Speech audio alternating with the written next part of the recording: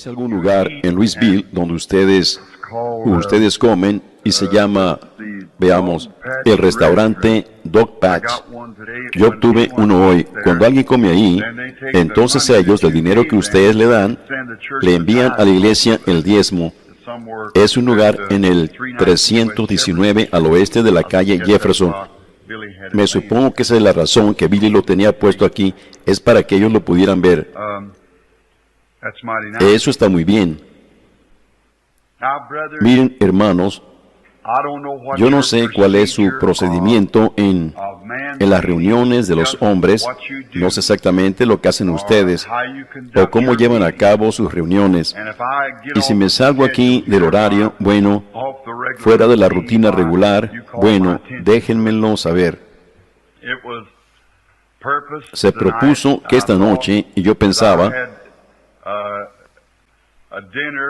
pues cené no hace mucho con nuestro muy amado pastor, el hermano Neville, y estaba hablando con él de algo que estaba en mi corazón.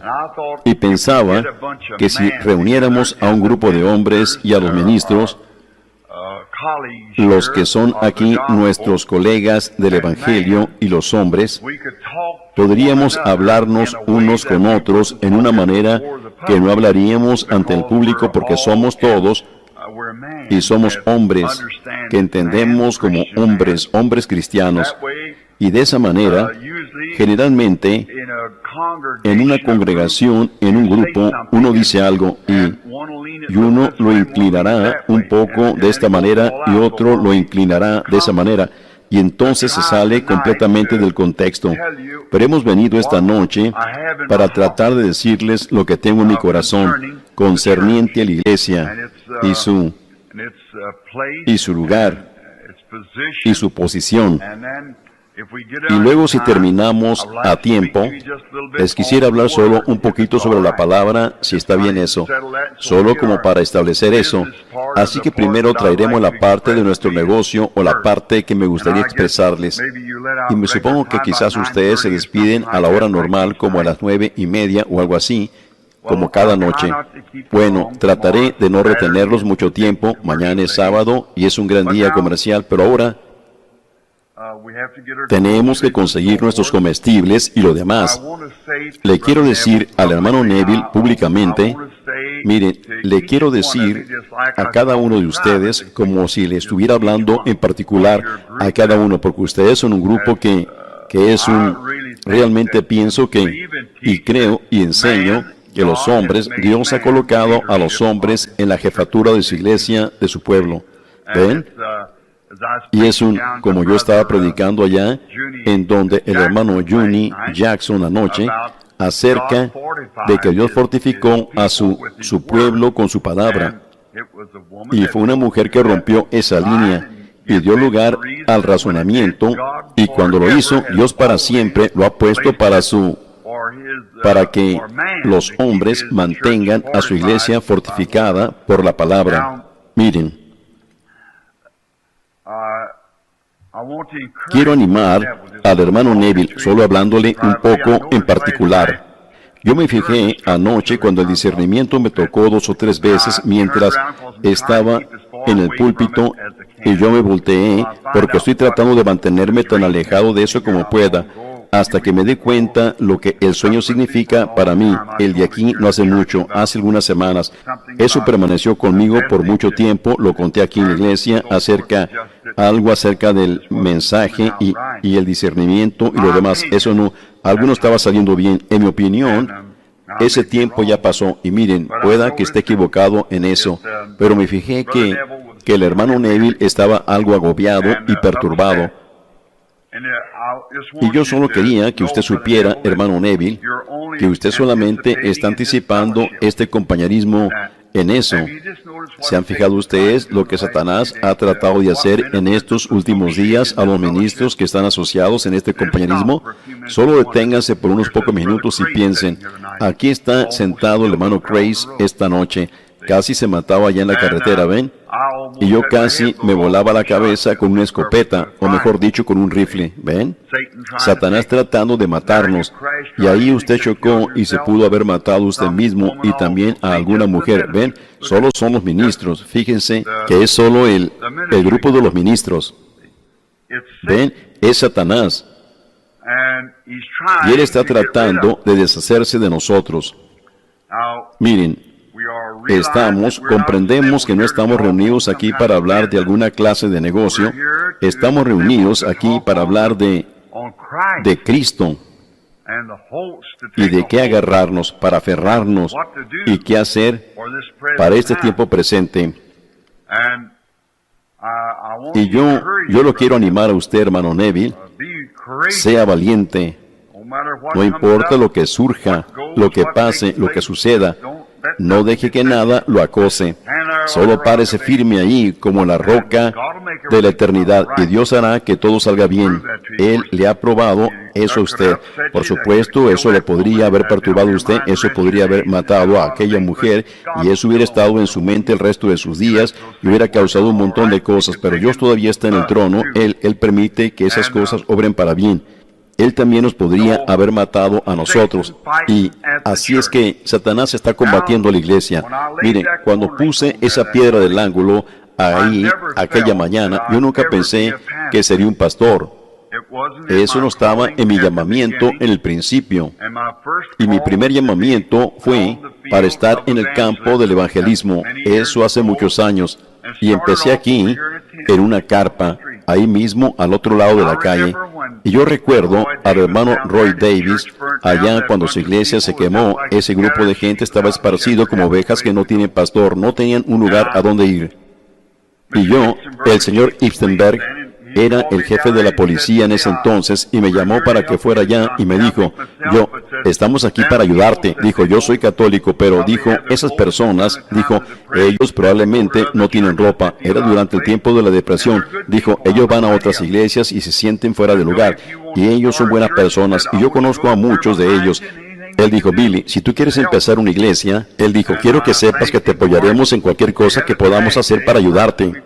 Y yo le agradecí por eso. Tuvimos un día de colecta, primero oramos y le pedimos al Señor, y las personas venían a mí y querían construir una iglesia para así tener un lugar a donde ir. Y decidimos este lugar, y una noche como en esta época, o un poquito después, en un pequeño montón de hierbas por aquí mismo, y con agua en esa charca, y esto había sido como un basurero. Bueno, el Señor me habló definitivamente y dijo, construyelo aquí mismo, sin un centavo de dinero. Y entre nosotros teníamos como 80 centavos o $1. Y eso es, por supuesto, ustedes se reirían de eso ahora. Pero hermano, eso era bastante dinero en ese entonces. Cuando algún vecino cocinaba una olla de frijoles, invitaba al vecino, el cual no había comido nada por 3 o 4 días, para que fuera y comiera un poco de ellos. Esos eran tiempos difíciles. Muchos de los jóvenes nunca han visto eso. Pero ese fue un tiempo difícil. He visto el tiempo en que se podía pasar en esta iglesia el plato de la ofrenda 2 o 3 veces y conseguir 30 centavos con el lugar atestado y rogándoles. Eso sería, uno probablemente conseguía 30 centavos y esa era una buena ofrenda. Ven, fue realmente un tiempo difícil. Y no teníamos nada con qué construir. Sin embargo, el deseo de la gente era de construir una iglesia para que pudiéramos tener un lugar a donde ir, porque en aquellos días el mensaje, bueno, ustedes piensan que se piensa mal del mensaje ahora, pero lo deberían haber conocido en ese entonces cuando no había nadie. Y luego, acerca de este bautismo en agua en el nombre de Jesucristo y las bendiciones y las cosas en las que creemos y por las cuales nos paramos firmes. Así que en mi corazón, yo hice una promesa a Dios que permaneceríamos aquí y construiríamos el tabernáculo. La mañana en la que pusimos la piedra del ángulo, Él me encontró allí en una visión como a las 8 de esa mañana, cuando yo estaba sentado ahí observando la salida del sol, justamente como en esta época del año. Y Él me había dicho, después de que Él me había encontrado ahí en el río, cuando el ángel del Señor apareció en esa luz, y yo lo vi de lejos, parecía como una estrella, y llegó exactamente donde yo estaba, y aquellas notables palabras fueron habladas. Y así que entonces, me propuse entonces conseguir un lugar en donde la gente pudiera adorar. Miren, yo mismo pensé, no es para mí, no significa nada para mí. Sin embargo, cualquier cosa relacionada con Dios es parte de mí. No importa si es cualquier cosa que es para los hijos de Dios, es para mí. Aunque sea mi deber hacer esto o hacer eso, es mi deber el tener cuidado de la heredad de Dios sin importar dónde ella esté. ¿Ven? Como por ejemplo, si usted dijera, bueno, como por ejemplo, si usted fuera un muchachito y diría, mi negocio es solo cortar la leña, no meterla a la casa, deje que Juan la meta, no me importa si le cae nieve o si le llueve, deje que él salga y la recoja. No, es su deber como un hijo de ese hogar el encargarse que esa leña no se moje por causa de su mamá. Ven, métala a la casa. Si dicen, bueno, Frank debería haber ido a traer el agua, ese no es negocio mío, pero si Frank no trajo el agua, es negocio suyo encargarse del agua. Eso es todo. Miren, así es como funciona, y así es como funciona también en la familia de Dios. Si algunos de ellos dijeron el otro, no hace mucho, dijeron, deje de predicar de la manera que usted está predicando, Dios mío, usted va a arruinar a todo amigo que tiene y todo lo demás. Dijeron, deje eso en paz, yo sé que eso está incorrecto, pero qué cosa, eso no es negocio nuestro. Bueno, entonces, ¿de quién es negocio? Si eso está incorrecto, alguien lo tiene que hacer, así que hagámoslo.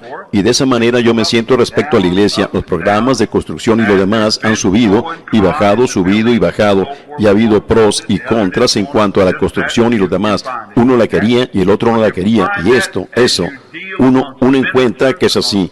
Uno encuentra eso mientras lidia entre ministros, entre hombres de negocio, entre logias, a donde quiera que uno vaya. Donde haya un grupo de hombres, uno encuentra diferentes ideas. Y así que, por lo tanto, tienen que tener una persona en la cual poner confianza y elegir esa persona y todos trabajar con eso. Así como en el ejército, ustedes tienen que tener, uno es el general, esa es la jefatura. El capitán dice esto, él es el capitán de aquel grupo, pero entonces el general puede cambiar las órdenes de él. Y el comandante general en jefe, por supuesto, es Jesucristo en la iglesia. Y sus ministros son sus capitanes de las compañías que lo están representando a él aquí en la tierra. Y ellos han tratado muchas cosas en el pequeño tabernáculo aquí. Y finalmente me mantuve callado en eso, solo para ver, después de haberlo construido, y entonces el Señor me llamó al campo hace como 15 o 16 años y dejé la iglesia. Pero todavía no me puedo deshacer de ella. Siempre he mantenido mi nombre ligado a ella, para que yo pudiera tener voto. En alguna ocasión, si algo errado empezara aquí, yo tendría el derecho de venir y poner el alto, porque yo me he esforzado por muchos años detrás de este púlpito, 17 años aquí, para mantener la cosa recta, cuando toda clase de ismos y entradas y salidas, y toda clase de cultos, y al ser interdenominacional, todo lo que ha vino en esta dirección, y por la ayuda de Dios nos paramos firmes aquí con el Evangelio sin adulteración. Ella todavía permanece igual esta noche, y así que nosotros, pero ha habido ocasiones cuando han tratado de vender esta iglesia sin que lo supiera, y todo lo demás como eso. Si mi nombre no estuviera allá, ligado a ella, bueno, de seguro estaría en una horrible situación esta noche. No. Y no fui yo, sino que fue Dios, por supuesto que lo hizo. Y entonces, de la manera que la ve ahora, llegando al lugar en el que está, y estamos viviendo en una gran hora. Todavía me interesa decir algo acerca de esta iglesia, ven, porque es una parte de mí. No importa si yo estoy aquí o no, todavía es una parte de mí. Y es mi deber tratar de que funcione limpiamente, claramente, y lo mejor que yo pueda para el reino de Dios. Y estoy muy agradecido que en estos días veo que ella tiene pequeños satélites, por lo cual estoy agradecido. El hermano Grace aquí y su grupo en Sellersburg, y el hermano allá atrás que acaba de tomar el lugar del hermano Snelling en Utica, y el hermano Rado aquí y el hermano Junior Jackson, y esos preciosos hermanos quienes son hombres finos, maravillosos hombres de Dios. Ellos predican este mensaje. Miren, ellos quizás uno podría no estar de acuerdo un poquito sobre alguna cosa u otra. Eso solo es ser humano, aún entre el grupo de los ministros. Y si ministros tienen una pequeña diferencia, no habrá ni una sombra de diferencia en ello. Quizás uno podría decir, yo creo que el milenio vendrá y Jesús estará sobre un caballo blanco. Y otro dice, yo creo que cuando Él venga, Él vendrá sobre una nube blanca. Bueno, mientras ellos crean que Él viene, esa es la cosa principal, ¿ven? No importa cómo Él venga, solo ellos creen que Él viene y se están preparando para eso, y de esa manera, miren, he tratado de encontrar y he estado estudiando, miren, lo he dicho ante la congregación, he estado estudiando la iglesia primitiva y he observado la manera en la que esos hombres ungidos prepararon la casa del Señor y el orden de la adoración del Señor en la casa, y eso me impresionó mucho en gran manera. Y prediqué aquí hace tiempo sobre el tema de Joel 2, yo os restituiré, dice el Señor, todos los años que se comieron la oruga y la langosta y el revoltón y demás. Y empecé a estudiar sobre eso, acerca de lo que esos hombres hicieron y de la manera en la que ellos cuidaron de la iglesia que Dios les había dejado para supervisar. Miren, vamos a empezar con la iglesia primitiva y traer por unos 5 minutos lo que ellos hicieron, y luego les puedo mostrar la visión que yo tengo para el futuro. Miren, en el principio, la iglesia fue inaugurada en Pentecostés, y ahí el Espíritu Santo cayó sobre ellos, pues Jesús había escogido los 12, y uno de ellos había caído, y ellos habían escogido a Matías para que tomara su lugar. Y el Espíritu Santo esperó hasta que todo eso estuviera en orden antes de que llegara. Ellos tuvieron que escoger uno que tomara el obispado de Judas, que cayó por transgresión, para cumplir la Escritura. Y yo creo que todas estas cosas tienen un tiempo de demora, de espera, pero está esperando el tiempo para que sea cumplida la Escritura, hasta que todo esté correcto, todo esté en orden, esperando. Muchas veces nos ponemos pacientes, impacientes. Como un niño, nosotros tenemos grandes expectaciones y muchas veces nos adelantamos mucho, y eso solo obstaculiza la obra hasta que la obra nos alcanza. ¿Ven? Nosotros solo debemos avanzar reverentemente teniendo un propósito en el corazón de que Dios, si Él deseara, usarnos de tal y tal manera, pero esperemos hasta que Él abra el camino, porque Él tiene que ir por delante de nosotros. ¿Recuerdan ustedes a David cuando iba a la batalla aquella noche? Él estaba preocupado acerca de esa contienda, y él se recostó debajo de esas balsameras hasta que oyó al Señor en el ruido de las hojas que iba por delante de él. Entonces él fue con valor, porque él sabía que Dios había ido por delante de él. Y si nosotros tan solo hiciéramos eso, hermanos, sabiendo que la batalla debe venir, pero debemos esperar hasta que veamos la mano de Dios yendo por delante de nosotros para abrir el camino. Miren, yo me he fijado cómo es que las iglesias, el evangelismo, se empezó a esparcir por todas partes. Y entonces tomaremos, por ejemplo, el Pablo llegando a ser un gran misionero a nuestro pueblo. Nos damos cuenta que él iba a donde quiera, que el Señor lo guiaba, y él estableció a la iglesia. Y era una nueva fe. Las iglesias de aquellos días, como las de Asia Menor y por toda Europa, ellas no creían ese mensaje. Y cuando él había predicado el mensaje, y muchos fueron convertidos a él, entonces no había nadie. Si él hubiera dejado a la gente en esa condición, ellos se hubieran extraviado de regreso a sus dioses paganos y al judaísmo y a lo que fuera, porque la gente no tenía nadie que les enseñara. Los convertidos, ellos no tenían ningún lugar a donde ir. Así que Pablo estableció iglesias en diferentes partes de la nación. En cada una de esas iglesias, él dejó a alguien que estaba en orden, un hombre que era digno de confianza, un hombre que era conocido como un pastor, un ovejero o un... Luego, después de que esa iglesia entonces llegó a ser, otras pequeñas iglesias salieron de ella. Hombres jóvenes y ancianos se levantaron y formaron iglesias de esa. El hombre que estaba encargado de la primera iglesia era llamado el obispo. Y luego, los suyos que salieron de él, sus hijos, eran llamados ovejeros o pastores. Y entonces ese grupo de pequeñas iglesias, todas regresaban a ese obispo. Como por ejemplo, en el tiempo de Ireneo, él continuó con esa misma cosa. Martín continuó con esa misma cosa. Policarpo continuó con esa misma cosa. Y así sucesivamente, a través de las edades, ellos tuvieron eso.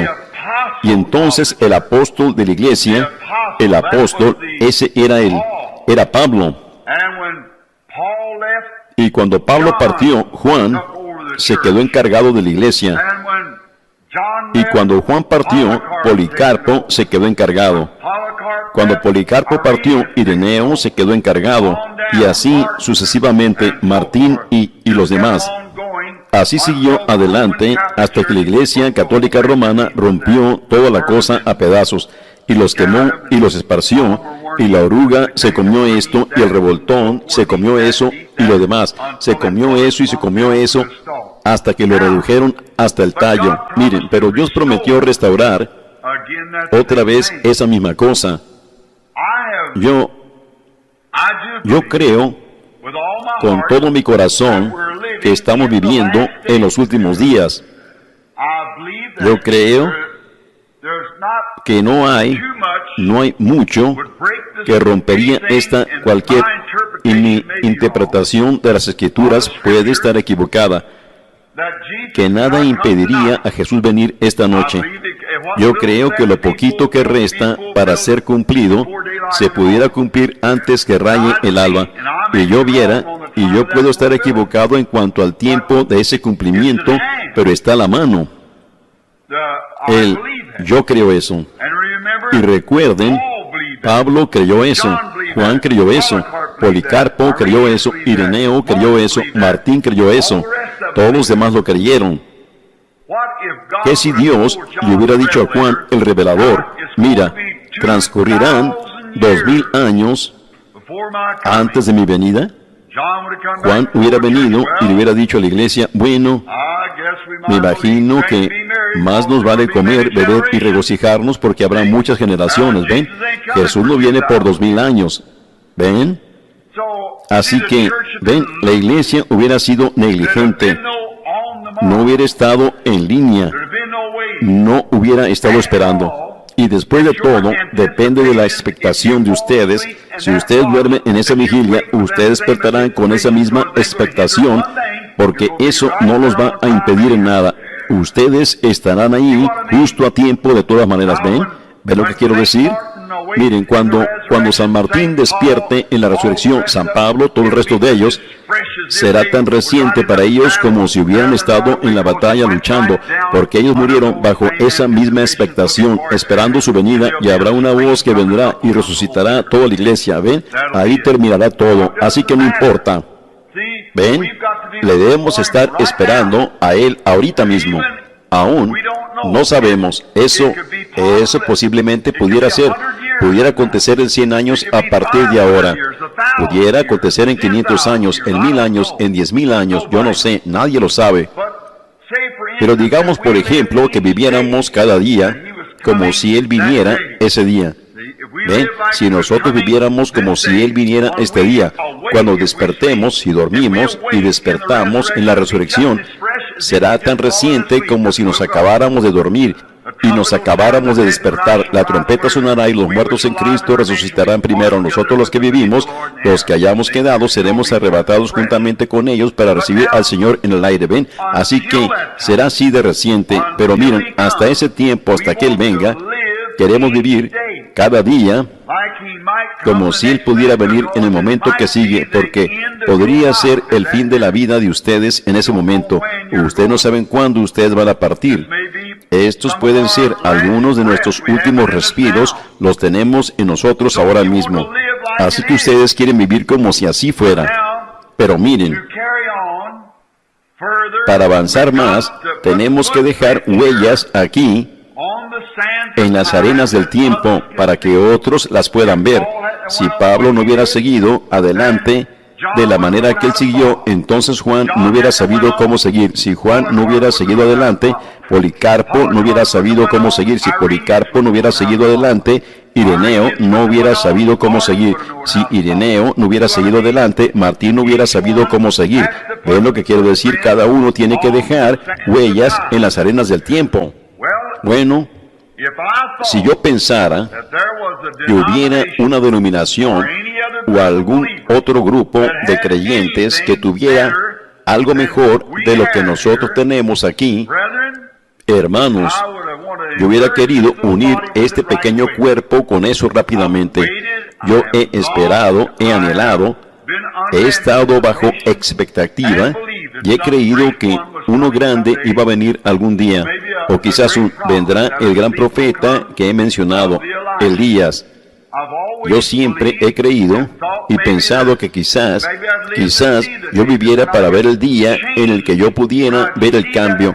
Cuando yo viera a esa persona levantarse en escena, entonces yo podría llevar a mi pequeña iglesia y decir, hermanos, ese es el hombre que hemos esperado, este hombre, él es aquel. Yo he esperado eso. Y si en realidad eso ha pasado, entonces estoy esperando para decir desde aquí arriba, hermanos, este es ese, viniendo de aquí, ¿ven? Y yo quiero tener cuidado de que la iglesia permanezca así. Debo haber pisado algo o hecho algo y le dio mucho más vida a esa cosa. Así que, miren, me gustaría decir esto, que ahora que esta es una iglesia establecida, déjenme detenerme otra vez solo un momento. Cuando yo fui a Bombay, yo considero esa como mi reunión más grandiosa, debido a los efectos que tuvo en la gente. Y yo, si en África ellos dicen que 30,000 vinieron a Cristo en una sola vez, entonces hubo 150 o 200,000 que vinieron a Cristo en una sola vez de ese 500,000 que estuvo ahí. ¿Qué podía yo hacer? No había nada que pudiera hacer. Tal vez digamos que solamente hubo 100,000 de ellos. No había iglesia, nada que yo pudiera hacer. No había nadie a quien entregarlos. El mensaje que yo creo, no había ni una sola denominación pentecostal que cooperara conmigo. Y todas esas almas probablemente se regresaron a los chiitas, a los jainos, al budismo y todo lo demás de donde salieron. No había lugar en donde ponerlos. Miren, esa es una vergüenza, esa es una desgracia. ¿Ven? Porque yo no tuve cooperación debido a la posición que yo tomo. ¿Ven? Bueno, en África, yo fui ahí bajo los auspicios de la MADF, Misiones Africanas de Fe. Y cuando fui, por supuesto, no puedo estar de acuerdo con ellos. Ellos bautizan a la gente en un bautismo trino 3 veces hacia adelante y otro bautiza 3 veces hacia atrás. Una por un Dios, el Padre, la otra por otro Dios, el Hijo, la otra por otro Dios, el Espíritu Santo, y bautizando 3 veces diferentes por 3 dioses diferentes y tales cosas como esas. Y quizás la reunión en Durban, por no llevarla a cabo correctamente, y la gente viendo tales diferencias entre la fe pentecostal y lo demás, la gente no sabía qué hacer. Ellos no tenían lugar a dónde ir. Quizás que si nosotros acabáramos de haber tenido un avivamiento aquí, hermanos, permítanme ponerlo de esta manera, que si apenas hubiéramos terminado con un gran avivamiento y ustedes, hermanos, se acabaran de convertir y no hubiera una iglesia de esta clase en ninguna parte del país, y yo hubiera sido el evangelista y ahora yo estoy partiendo y pueda que ustedes nunca me vean otra vez, ¿qué harían ustedes? Ustedes se sentirían como, ustedes no sabrían qué hacer, ustedes no pueden regresar a ese fango otra vez, ustedes no pueden regresar ahí con sus esposas usando pantaloncitos cortos y a sus juegos de baraja y bailes y cosas como esas, y jamás estar satisfechos ahí otra vez. Ustedes han venido a vida, ustedes se han elevado por encima de esa cosa. Ustedes han venido a un lugar que en vez de decir, este es nuestro credo, dicen, esta es la palabra de Dios, y ustedes ahora viven por medio de esto, lo que esto dice, y no lo que, y ustedes van allá y los escuchan y los oyen ir allá y jugar bunco y que tienen un baile y esto, eso y lo otro y un poco de mensaje que no tenía nada en él. acerca de algún alcalde o algo así que iba a ser reelegido o alguna clase de asunto político y lo cortan en 10 o 15 minutos después que ustedes han estado sentados aquí día tras día disfrutando grandes jubileos gastronómicos de la palabra y cosas así. Ustedes no sabrían qué hacer. Ustedes estarían tan agobiados con eso a tal grado que algunos de ustedes, miembros laicos, se sentirían con deseo de empezar una iglesia y empezar a predicarlo ustedes mismos, porque su corazón ardería por la palabra de Dios y ustedes se compadecerían por la gente que se sentía igual que ustedes. Miren, ¿no es eso correcto?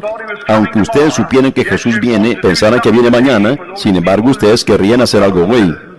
Por esas personas que son conciudadanos del reino de Dios, para que se reunieran, ustedes querrían tener compañerismo con ellos. Eso es correcto. Así que, si es de esta manera, miren, yo creo con todo mi corazón que el Señor me ha ayudado y me ha usado para encabezar un gran avivamiento, uno de los más grandes que alguna vez haya conmovido al mundo desde los días primitivos por todo el mundo. Nosotros sabemos eso es correcto. No había nada en aquel tiempo y Él me encontró ahí en el río y me dijo que el mensaje que yo tenía anunciaría la segunda venida de Cristo. Y me supongo que no hay nadie aquí esta noche que estuvo ahí aquel día. Eso hace como 32 años, cuando esa luz apareció, y estaba parado ahí mirándola yo directamente, y cientos de personas estaban paradas ahí mirándola. Descendió y esa voz habló. Años después, es extraño que la cámara tome la misma fotografía y que se mire de igual manera, exactamente lo que les dije allá en el río. Miren, pueda que esté equivocado en muchas cosas, hermanos, pero yo no quiero ser un hipócrita, yo quiero ser honesto y recto con ustedes. Y entonces, otra cosa, si me hubiera ido, que nosotros nunca hubiéramos construido una iglesia aquí como esta.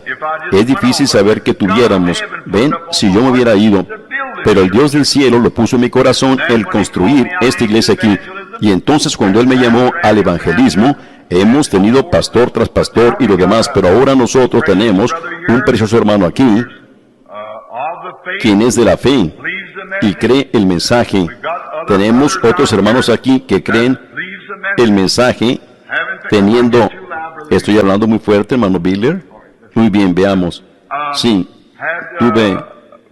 conseguimos el material. Y miren, ustedes dicen, bueno, hermano Branham, si ellos no oyen estas señales y prodigios del gran Dios del cielo, ¿cómo lo vamos a hacer nosotros? Bueno, miren, ¿qué si San Pablo hubiera tenido esa misma idea? ¿Ven? ¿Qué? Pero no tuvo esa idea. Esos obispos permanecieron muy leales al mensaje. Y ellos, y Pablo, de vez en cuando, después de hacer sus viajes, ustedes han leído en la Biblia cómo él visitaba nuevamente a esas iglesias, hablaba con los pastores y con los obispos y los demás, y recibió socorro de la gente, y disfrutó de unos grandes momentos de compañerismo, igual que un avivamiento o unos grandes momentos de jubileo, y el Espíritu Santo caía sobre ellos y salían los mensajes. Miren, cuando él fue allá a donde Felipe, aún las hijas de él profetizaron y dijeron, hay cadenas y prisión esperando a nuestro hermano cuando él llega allá. Él apenas había salido al patio y allí venía Agabo, un profeta caminando, miró al otro lado de la calle y nunca había visto a Pablo antes, el superintendente general de todo ese grupo de iglesias por toda Asia, y él se encaminó hacia allá y le quitó el cordón de su lado con el que tenía amarrada su vestidura a todas sus manos y dijo, así dice el Señor, cadenas y prisión le esperan allá a aquel que usó esto. ¿Ven? Profetizando. Pablo dijo, lo sé, pero no quebrante mi corazón ahora, déjeme terminar mi carrera. Él estaba cansado, él estaba acabado, y él estaba partiendo y dejando su obispado a Timoteo. Miren, tenemos que pensar en la gente joven. Nosotros tenemos niños. La mayoría de nosotros que estamos aquí somos hombres casados que tenemos hijos. Bueno, ¿qué de aquellos que están creciendo? ¿Ven? Como yo solía protestar allá acerca de los que echaban esas redes al río y sacaban esas percas y las bebidas, los borrachos y los demás. Yo los he visto apilados tan alto como este techo aquí, percas grandes y buenas tiradas allí. La peste se esparcía por todo el río. Yo fui allá como un guardabosques para hacerlos que pararan de hacer eso. Recibí una carta, déjenlos en paz. ¿Qué puede hacer usted? Eso pertenece a Kentucky. Miren, el guardián de Kentucky no puede venir hasta aquí porque está fuera de su territorio. El guardián de Indiana no puede decir nada porque las aguas pertenecen a Kentucky. Ahí lo tienen ustedes, no se puede hacer nada. Yo dije, yo tengo un niño que está creciendo al que le gustaría pescar. Bueno, pondrían su fotografía en el periódico si él pescara cualquier pescadito en 20 años a partir de hoy. Si dejan que eso continúe así, esas redes trampas y todo lo demás, y prácticamente ha llegado a eso ahora. ¿Ven qué es lo que pasa? Ustedes tienen que pensar en estos que están creciendo. Así es que tenemos que pensar en los otros que están creciendo detrás de nosotros, estos jóvenes y demás, y en un lugar para nuestros hijos, nuestras hijas. Nosotros no queremos que estén allá en el mundo en esas cosas como esas. Queremos que esas niñas se críen como sus madres, y tenemos que hacer los arreglos para eso. Y si no hay un mañana, no sabemos eso. Si no hay un mañana, no hemos hecho nada más que estar en los negocios del Maestro y ser encontrados en nuestro puesto del deber cuando Él venga. ¿Ven? Así que yo sugeriría esto, se lo sugerí al hermano Neville. Sigamos adelante con esto como lo hemos estado haciendo. Dejémoslo de la manera que está. Estoy agradecido por estos ministros jóvenes. ¿Ven? En realidad, en el día del juicio, por todo este valle de por aquí, no habrá ninguna excusa porque tenemos iglesias pequeñas establecidas en todas partes. Puestos de avanzada, puestos donde escuchan, esperando. Anoche yo estaba en la iglesia de un hermano y pregunté si todos ahí estaban fortificados detrás de la palabra, y toda mano fue levantada. Miren, eso me hizo sentir bien. ¿Ven? Miren, lo que yo pensaría sería esto, hermanos,